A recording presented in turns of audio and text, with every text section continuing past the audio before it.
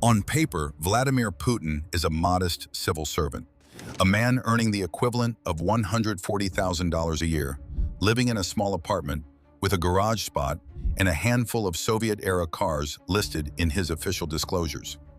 But every serious investigator who has tried to untangle the truth agrees on one thing: that official picture is a myth. Over the last 20 years, economists, intelligence officials, investigative journalists, and leaked documents have slowly exposed a much darker, much larger financial empire in Putin's orbit. An empire made up of offshore companies, trusted proxies, secret estates, hidden ownership stakes, and a small circle of loyal oligarchs who act as his financial bodyguards. Some estimates place Putin's real wealth at $100 billion. Others push the number closer to $200 billion. And a few analysts say, quietly, off the record, that it may be even higher. But here's where it becomes even more remarkable. None of it appears in Putin's name. His secret fortune exists behind layers of loyal intermediaries who grew rich only after he rose to power, and whose fortunes collapse the moment they displease him. This is not how a normal head of state builds wealth. This is how a mafia boss builds an empire. As Putin's alleged fortune quietly expanded, the nation he governs, Russia, began experiencing something far more dangerous: a long-term economic decline that officials deny, propaganda hides, and statistics attempt to blur. Tonight we follow both stories at once: the story of the man who may secretly be one of the richest individuals on Earth, and the story of the country paying the price for it. Let's start with the official record. According to Kremlin disclosures, Putin's income resembles that of a middle-class bureaucrat: a modest salary, an apartment smaller than a typical American condo, a garage-sized parking space, a few dated cars. But the moment you compare those documents to the lifestyle visible around Putin, the convoys, the estates, the private compounds, the billion-dollar luxury, you realize there is no mathematical way for those official numbers to be true. This is why independent experts estimate, using ownership patterns, corporate records, leaked offshore documents, and insider accounts, that Putin controls more wealth than Warren Buffett or Bill Gates.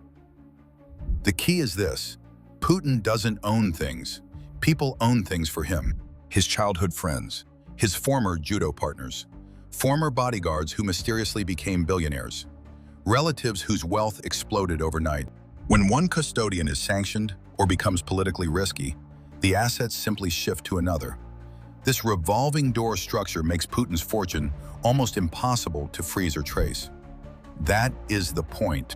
Much of the architecture of this hidden empire exists offshore. The now famous Pandora Papers exposed a network of shell companies linked to people intimately tied to Putin. Companies based in Cyprus, the British Virgin Islands, Monaco, Liechtenstein, places where secrecy is the product being sold. One leak showed a Monaco apartment worth millions, purchased through an offshore firm, for a woman alleged to have close personal ties to Putin. Other documents revealed hidden stakes in major media companies, banks, and energy giants, held not by Putin directly, but by trusted associates whose fortunes correlated perfectly with his rise to power. Piece by piece, the puzzle becomes clear. No single oligarch owns all the wealth, but together they control an empire worth tens of billions. An empire that ultimately answers to one man. This is why freezing Putin's assets often means sanctioning dozens of billionaires, hundreds of shell companies, and an entire shadow financial structure. Because Putin is not one man hiding money, he is a network. And nowhere is this network more visible than on the cliffs of the Black Sea. Here sits the most infamous symbol of Putin's alleged wealth: a sprawling private estate reportedly worth more than $1.4 billion.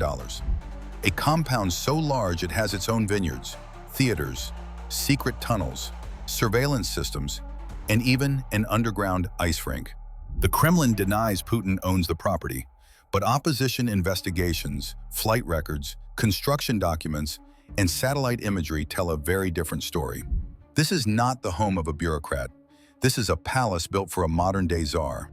But while Putin's alleged empire grew more extravagant, Russia's economy began quietly deteriorating behind the scenes.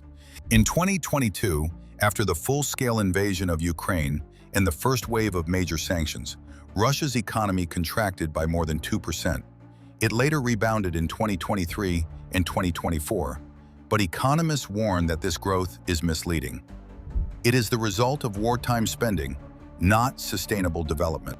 Today, more than 40% of Russia's entire national budget is directed toward the military, the police, and internal security services. Meanwhile, hospitals deteriorate, schools lose funding, and infrastructure projects stall. The war economy feeds the military while starving the future. Sanctions did not collapse Russia instantly. Instead, they began to eat away at its foundation. Thousands of Western firms fled the country, taking with them advanced technology, investment capital, and high-skilled jobs. Russia's energy sector, still the backbone of its economy, now relies heavily on selling at discounted prices to India and China. Meanwhile, Russia's coal industry has entered its worst crisis in 3 decades, with dozens of companies shuttering under the weight of sanctions and logistical bottlenecks. And perhaps the most devastating blow, over $300 billion of Russia's foreign currency reserves were frozen by Western governments. Losing access to that much money forces desperate measures: windfall taxes on energy firms, emergency domestic borrowing, deeper dependence on China's financial system. These are not signs of strength. These are signs of a system gasping for air. Today, 2 very different Russias exist at the same time. One Russia lives behind high walls and guarded gates. A world of luxury compounds, private jets, exclusive resorts, and billion-dollar estates. A world where inflation doesn't matter, and sanctions are merely an inconvenience handled by layers of offshore accountants. The other Russia faces 10% inflation, shrinking real wages, and a growing labor crisis as hundreds of thousands flee the country or are mobilized for war. Supermarkets shrink their inventories, pharmacies run out of imported medicines, and basic goods become harder to afford. For everyday Russians, the economic decline is not theoretical, it is lived. This is where the 2 stories collide. Putin's alleged secret fortune and Russia's slow economic collapse are not separate events. They are symptoms of the same system, a system where loyalty replaces talent, where access replaces innovation, where political power determines economic opportunity. This system made Putin wealthy. This system made the oligarchs powerful. And this system is now quietly draining the country that sustains it. Russia is not simply struggling because of sanctions or war. It is struggling because the structure of the state itself funnels wealth upward, while pushing long-term costs onto ordinary citizens. Putin's fortune is not just a number, it is a symbol of how modern Russia works and who it truly works for. Officially, Putin owns almost nothing. Unofficially, he controls an empire of wealth that rivals the richest tech giants on Earth. Officially, the Russian economy looks resilient. Unofficially, it is being hollowed out from its industries, from its workforce, from its future. And that is why the truth is worse than you think. Because this isn't simply a story of a rich dictator, it's the story of a nation forced to pay the price for one man's power. Follow our channel for more videos about Putin and his unimaginable wealth.